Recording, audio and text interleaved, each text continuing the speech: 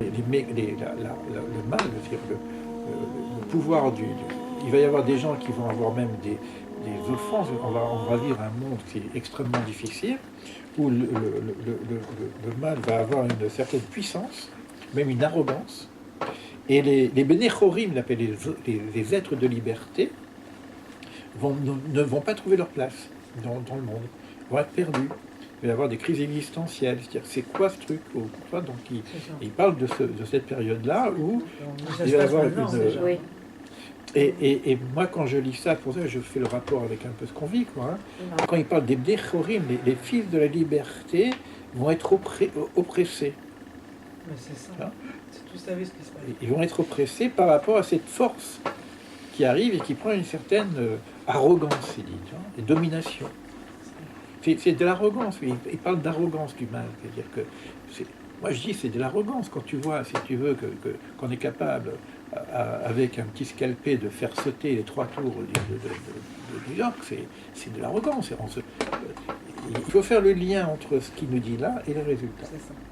Et à quelle période on vit? Qu'est-ce qu'on est en train de vivre aujourd'hui par rapport à ces éléments-là, tu vois? On est dans une période du tikkun. Complètement. On est dans cette période du tikkun. Et le tikkun, il est clalique et il est pratique. Donc il y a un tikkun personnel où chacun d'entre nous va vivre des choses qui peuvent être dures parfois. Parce qu'on est, par cette période de grand nettoyage, on est dans la machine à laver qui s'affole un petit peu. Donc on est dans le cleaning. Donc il y a un cleaning qui se passe, ce qui fait qu'il peut y avoir du mal-être, il peut y avoir des grandes questions qui se posent au niveau existentiel, parce que les choses sont... Et c'est le moment de la révélation. Révélation, c'est comme tu mets un révélateur, tu vois, il y a un tri qui se fait. Il y a un tri, c'est que le mal va si tu veux, ça va apparaître, quoi, les trucs, il y a un tri qui est en train de se faire, donc on est en train de... Donc là, ils expliquent à peu près la même chose. Pour ça que je rentre, mais...